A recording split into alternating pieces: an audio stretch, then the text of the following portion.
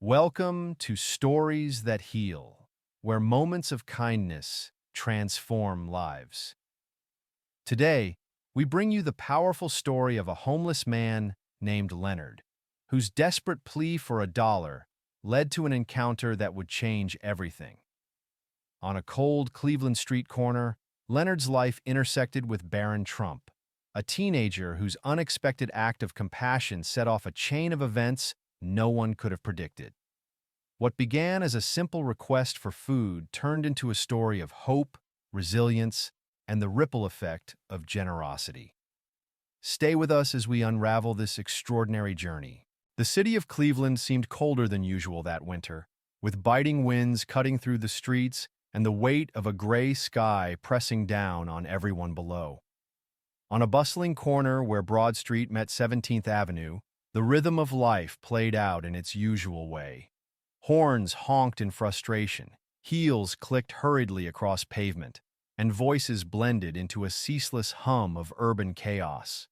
But amidst the movement and noise sat Leonard, a man whose presence had become as much a fixture of the street as the cracked pavement beneath him. Leonard sat slumped against the wall of an aging convenience store, his body wrapped in layers of mismatched clothing that barely kept the chill at bay. His hands trembled as he held a worn piece of cardboard, scrawled with the words, "Hungry. Please spare change for a meal." God bless the sign had been his silent plea for nearly a year, a reflection of the life he once had and the reality he now faced. His face, etched with lines of hardship, showed a man who had lived through storms both literal and figurative.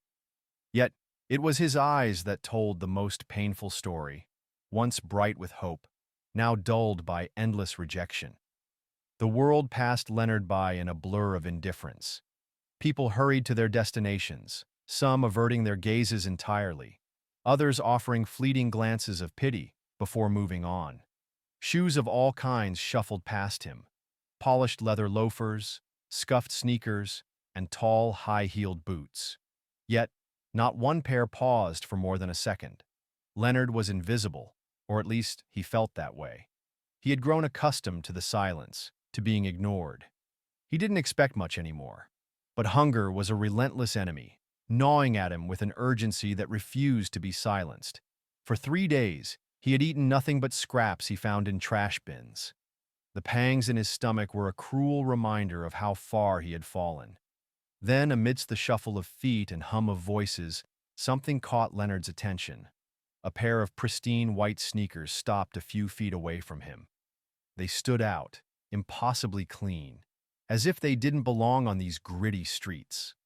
Leonard's eyes trailed upward, taking in the rest of the figure, a tall teenager, dressed sharply in a sleek jacket that seemed to radiate wealth and privilege. The boy's posture was relaxed, his hands casually tucked into his pockets as he stared at his phone.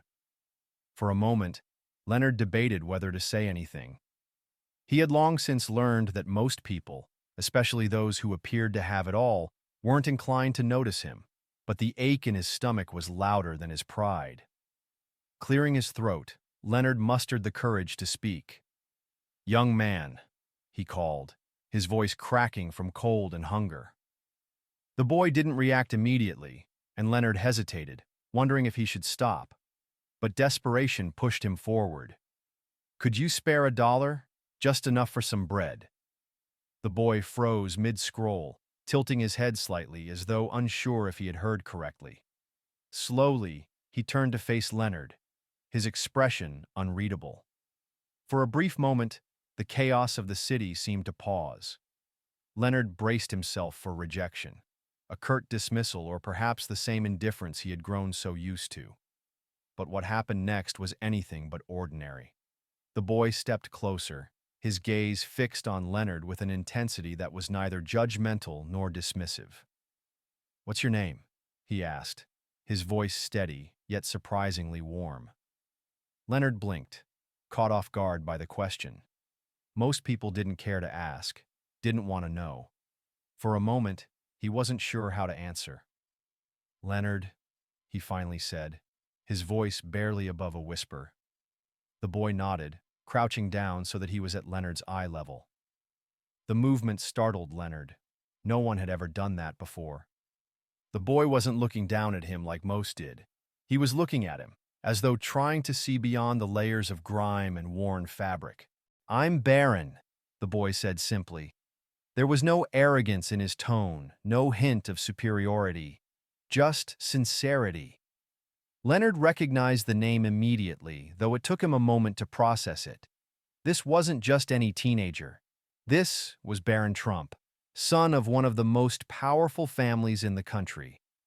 And yet, here he was, crouched on the sidewalk beside a man most people wouldn't spare a second glance.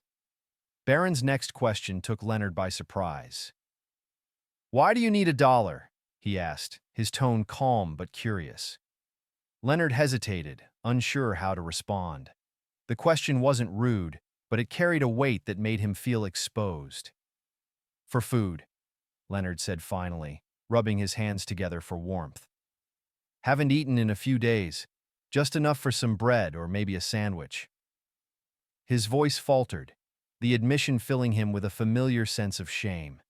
He half expected the boy to scoff or walk away. But Barron didn't move. Instead, his expression shifted, a subtle furrow forming in his brow as though he were processing Leonard's words deeply. The air between them felt charged, as if something important was about to happen. Leonard noticed the crowd beginning to gather around them, their curiosity piqued by the unusual sight of a Trump heir kneeling on the sidewalk beside a homeless man. Phones were discreetly raised, capturing the moment. Leonard's cheeks burned with embarrassment, but Barron seemed unfazed by the attention. After what felt like an eternity, Barron reached into his pocket. Leonard's pulse quickened. He had asked for $1, just one, but Barron's movements suggested something more. When his hand emerged, he wasn't holding a single bill, but a crisp $100 note. Leonard stared at it, his disbelief palpable. "Here," Barron said, extending the bill. "This should cover more than bread." Leonard's hands trembled as he took the money, his voice shaking as he asked, "Are you serious? Why would you do this?" Barron shrugged lightly, a faint smile playing on his lips. "Because I can," he said simply. But then, his tone grew more serious. "This isn't just about the money. I want you to promise me something." Leonard looked at him, confused. "What's that?" Barron leaned in slightly, his voice dropping to a softer tone. "If I help you today, you have to help yourself tomorrow. Deal?" Leonard felt a lump rise in his throat. No one had ever spoken to him like that before, as if he was capable of more than his circumstances suggested. He nodded, unable to find the right words. "Deal," he said, finally. Satisfied, Barron stood up, brushing off his knees. He reached into his pocket again and pulled out a small notepad, scribbling something quickly, before tearing off the page and handing it to Leonard. "Go to this address tomorrow morning. They'll help you out. Tell them Barron sent you." Leonard stared at the note, the address unfamiliar but strangely hopeful. He clutched it tightly, along with the $100 bill, as if they might vanish at any moment. As Barron turned to leave, the crowd parted for him, their whispers growing louder. Leonard watched him go, the teenager's figure blending into the sea of people. For the first time in years, Leonard felt a flicker of something he thought he had lost long ago. Hope. The next morning dawned colder than the day before, with a sharp wind whipping through the streets of Cleveland. Leonard woke up stiff and aching, his makeshift corner offering little protection from the biting chill of the night. The $100 bill was still clutched in his jacket pocket, the edges crinkled from where his fingers had pressed it tightly. Alongside it was the note, the address scribbled in neat handwriting, Hope Outreach Resource Center. The name seemed ironic to Leonard, a man who had long since stopped believing in miracles. He sat for a long time, staring at the note as doubts swirled in his mind. What if it was a prank? What if he walked into that place only to be turned away or humiliated? Years of rejection and shame had taught him to expect the worst, but Barron's voice echoed in his memory. "If I help you today, you have to help yourself tomorrow." It wasn't just a challenge. It felt like a lifeline, fragile but real.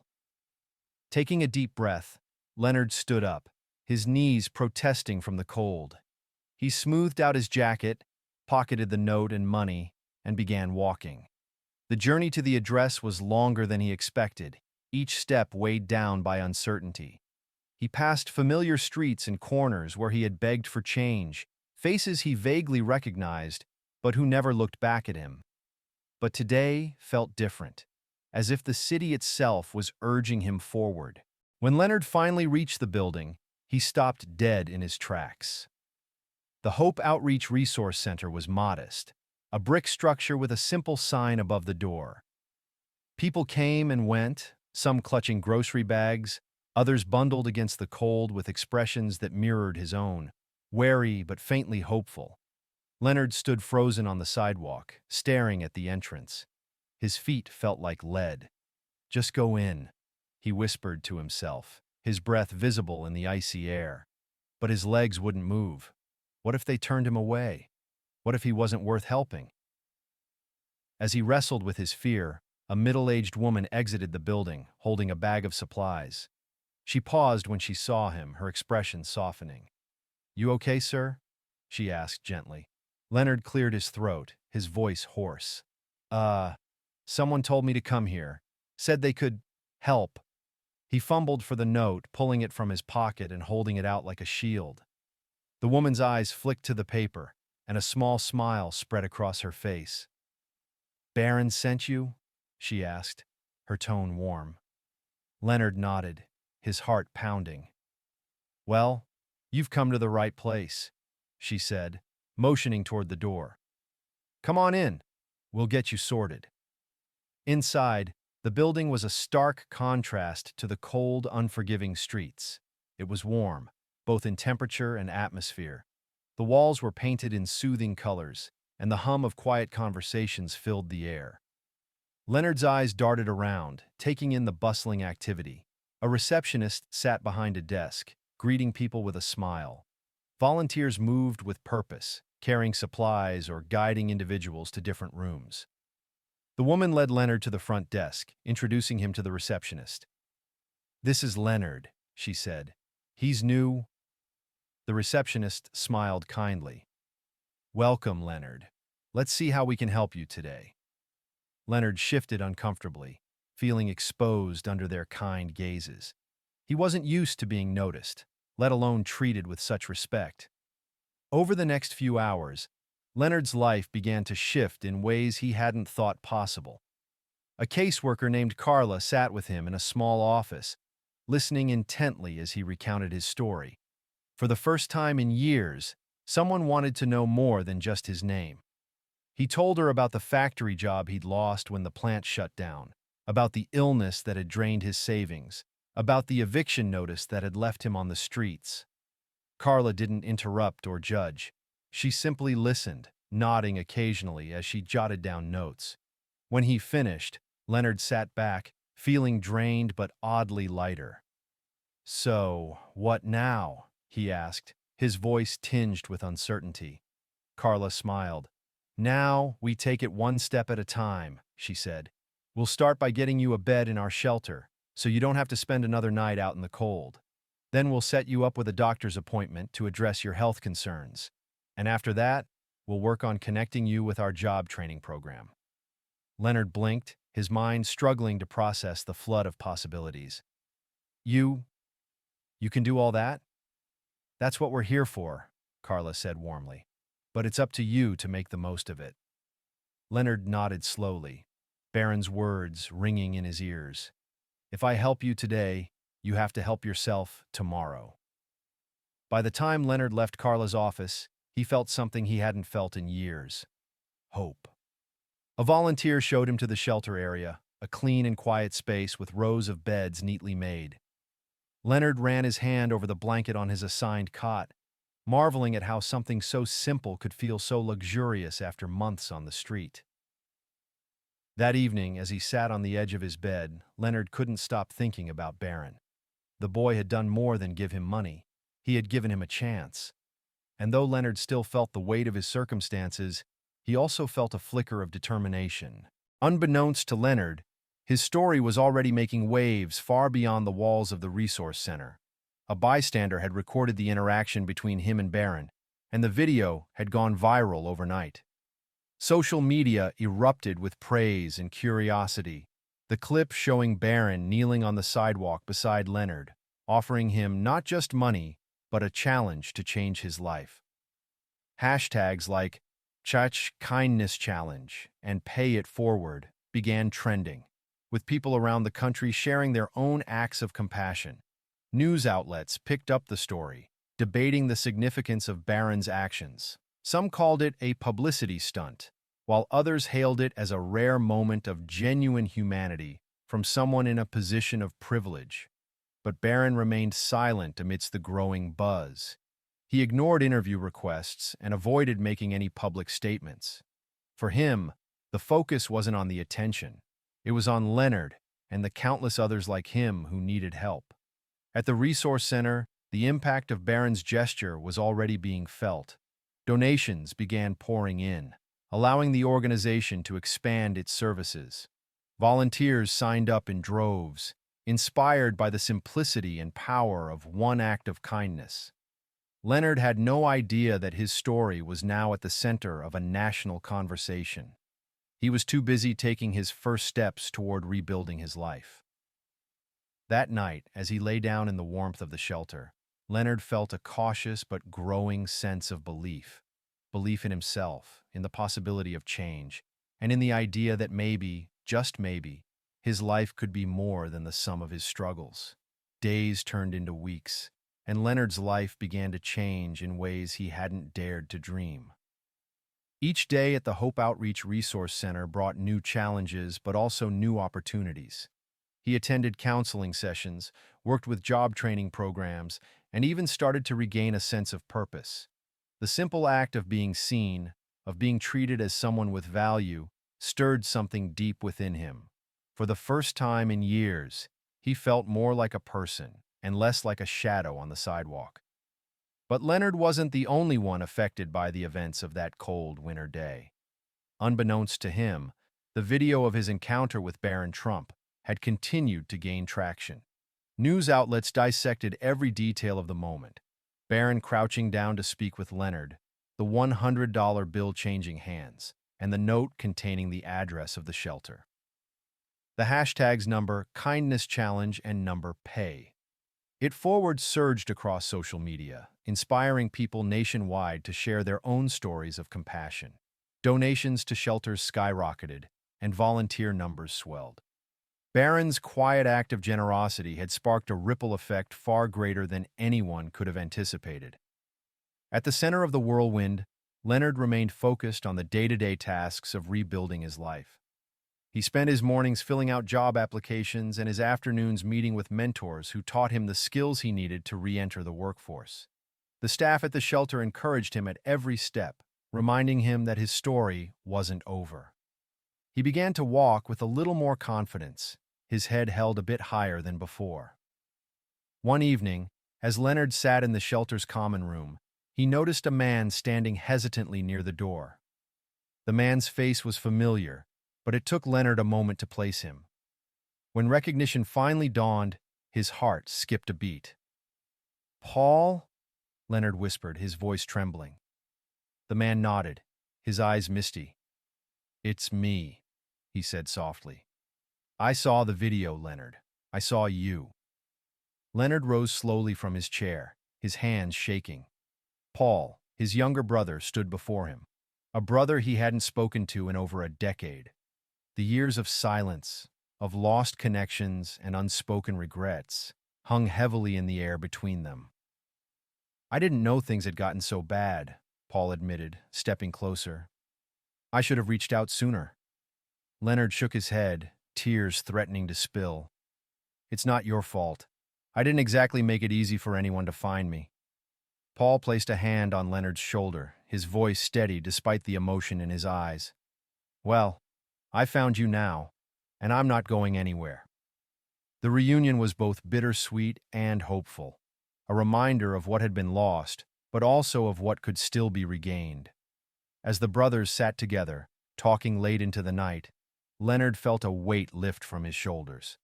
For the first time in years, he didn't feel alone. With Paul's support, he felt ready to keep moving forward, step by step, toward a better future. The days that followed were a whirlwind of change for Leonard. The shelter became not just a temporary haven, but a foundation for his future. He continued his counseling sessions, delving into the pain and mistakes of his past while finding the strength to imagine a better tomorrow. The job training program provided him with practical skills and renewed confidence, and with every application he submitted, he felt a sense of purpose that had been missing for so long. But Leonard's story wasn't just about his personal growth. It had become a beacon of hope for others. Within the shelter, his journey inspired those who had also hit rock bottom. Fellow residents approached him with words of encouragement and admiration. One man, struggling to find his own footing, said simply, "If you can do it, maybe I can too." It was a sentiment that humbled Leonard and filled him with an unfamiliar sense of pride. Beyond the walls of the shelter, Leonard's story had reached people across the country.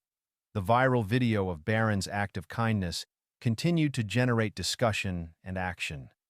Donations to shelters and outreach programs surged, and social media was flooded with stories of small acts of compassion inspired by Barron's gesture. People began using the hashtags #KindnessChallenge and #Ripple Effect to highlight the ways they were helping others. It was as though the simple interaction between Barron and Leonard had reignited a spark of humanity in a world often too busy to notice those in need. Through it all, Barron remained conspicuously absent from the spotlight.